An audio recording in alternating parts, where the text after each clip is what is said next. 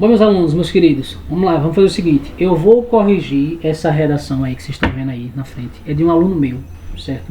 Essa correção ela vai valer tanto para os meus alunos quanto para os alunos que não corrigem redação comigo, que corrigem redação com outros professores. Para aquele cara que não corrige redação com ninguém, que fica só usando as videoaulas, entendeu? YouTube e tal, em cursinho, não tem problema nenhum. Veja, eu tenho alguns alunos que têm o aspecto gramatical impecável, entende todas as regras gramaticais, sabe pontuar, sabe usar a crase, ele sabe entender a estrutura gramatical do texto, mas ele não sabe argumentar, certo? Então, é em cima dessa pontualidade aí que eu vou trabalhar. Veja, esse aluno aí que eu corrigi essa redação, ele foi um cara que ele começou ali com 62 pontos na redação e já atingiu, eu acho que agora 90 pontos, 80 e poucos pontos, entendeu? Você veja que o cara vem crescendo.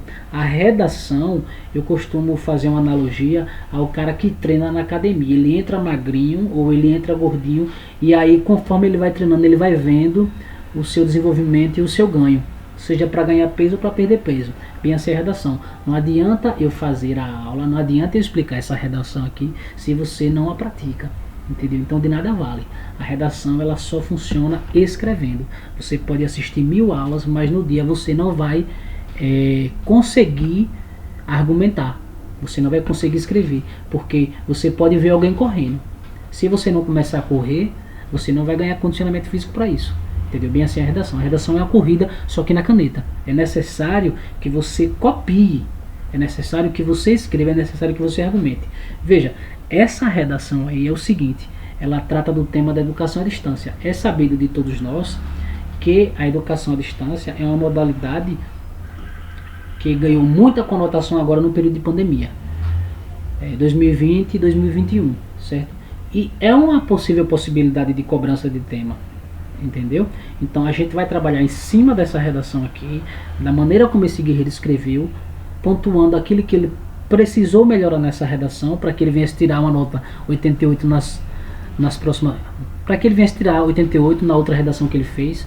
Eu acho que foi uma ou foi 2 redações depois dessa, entendeu? Porque o trabalho de correção é justamente esse, é você pegar o candidato, entender a maneira como ele escreve e trabalhar em cima da falha dele. Certo? Então a gente foi trabalhando isso e esse candidato e outros candidatos também já começaram a atingir ali acima de 80%, certo? E são poucos que atingem, entendeu? Porque existe uma disciplina em mandar redações para correção toda semana, às vezes 2 redações por semana, entendeu? Então isso vai fazer com que você ganhe. Veja, quando se pensa acerca da educação à distância, é plausível destacar que no Brasil, em tempos de pandemia pela Covid, essa modalidade de ensino atualmente ganha muita força e notoriedade por parte do MEC. É de fundamental importância, no primeiro parágrafo, no parágrafo de introdução, você explicar o tema.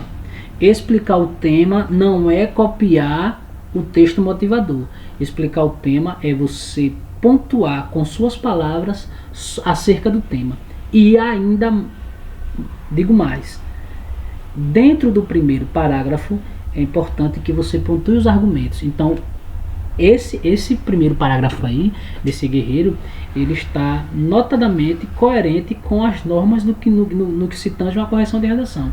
Ele apresentou o tema e veja agora, tendo em vista isso, verifica-se a necessidade da criação de projetos e programas sociais voltados para os benefícios que se tem ao optar pelo ensino à distância. Ele apresentou o tema e agora ele usa o elemento de coesão, tendo em vista isso, verifica a necessidade de criar projetos e programas sociais. Ele argumentou agora.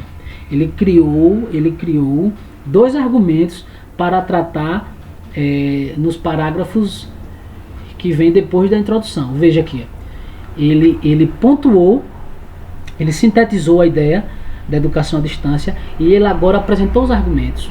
eu tô vendo aluno meu falhando nisso. O cara tem uma escrita boa, a gramática dele é coerente, mas ele não está sabendo argumentar. Veja, vou apontar para você aqui o argumento aí. É a necessidade da criação de projetos e programas sociais. Pronto, ele criou dois argumentos. Ele não é nenhum Fernando Pessoa, entendeu? Ele não é nenhum escritor renomado, mas ele entendeu o mecanismo. É isso que precisa ser feito. Ele criou os argumentos, certo? Observe que existe uma hierarquia. Qual foi o primeiro argumento que ele pontuou? A criação de projetos. Qual foi o segundo argumento que ele pontuou? Programas sociais. Você tem que obedecer isso na cadeia de comando da redação. Então, o segundo parágrafo, que é o parágrafo de desenvolvimento, ele vai tratar primeiro de qual argumento? Criação de projetos. Então vamos ler agora. Primordialmente, faz-se importante analisar que quando se tem projetos baseados, observe a cadeia do comando. Qual foi o primeiro argumento que ela citou na introdução? Projetos, para depois programas sociais, né? Observe a cadeia de comando agora. Quando se tem projetos baseados na implementação dos diversificados meios de ensino, isso remete a avanços consideráveis. Haja visto que no contexto atual, no qual vive-se dias difíceis, em que uma doença com elevado poder de contágio assola e impacta negativamente diversos setores da economia. O cara foi muito inteligente nesse desenvolvimento aí. O cara pegou o projeto, discorreu mais um pouquinho da problemática a qual a pandemia enfrentou e ele agora vai concluir. Veja, desse modo, tem-se a real importância de se adequar ao momento e extrair desses projetos elaborados. Aqui houve uma certa redundância, ele repetiu e a gente vai trabalhar isso, certo? É necessário que você utilize sinônimos para que não fique repetitivo, principalmente no parágrafo em que você está. Você não pode repetir várias vezes a mesma palavra no mesmo parágrafo. Então veja, extrair desses projetos elaborados meios de se qualificar e não ocorreu o risco de contágio. Ele foi simples, mas ele foi coeso. Ele apresentou o projeto, ele discorreu sobre a problemática e ele ainda achou uma solução para esse projeto. Qual foi?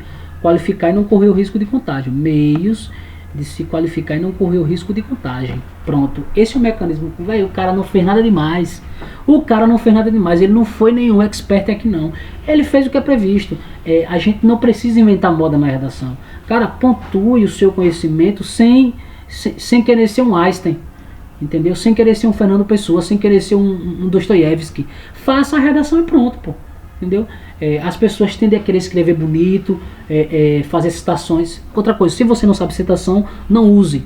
O guerreiro soube pontuar. O guerreiro soube pontuar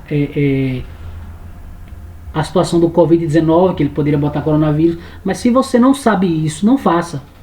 Entendeu? Não faça. Certo? Faça, olha, na redação, o menos é mais. Faça aquilo que você tem competência para fazer. Se você quiser citar algum argumento, pontuar a Constituição Federal, maravilha. Você tem conhecimento, você sabe dizer qual inciso, você sabe explicar isso, maravilha. Mas se você não sabe, tudo bem, pontue de acordo com o seu conhecimento acerca do assunto, de maneira imparcial.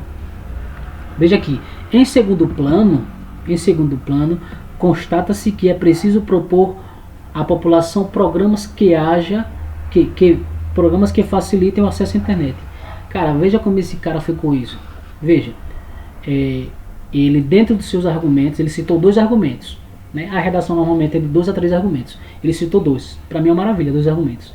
Primeiro ele citou a criação de projetos e depois de programas sociais.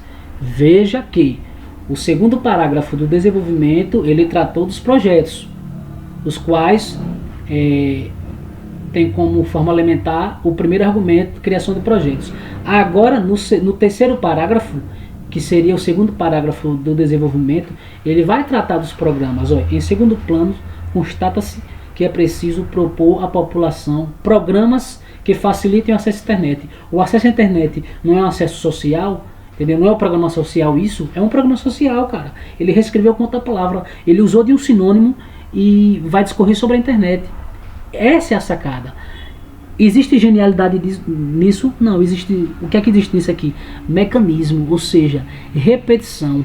Entendeu? O cara tá escrevendo e vai entrando ideia na mente. Vou até grifar aqui, ó.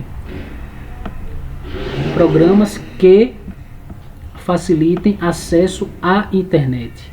Veja, tá feito o processo. Tá feito a apresentação do segundo argumento. Aí usa um elemento conectivo muito bom, que é o pronome, retomando anaforicamente, essa de boa qualidade. E colocou entre vírgulas. Cara, que sacada isso aí.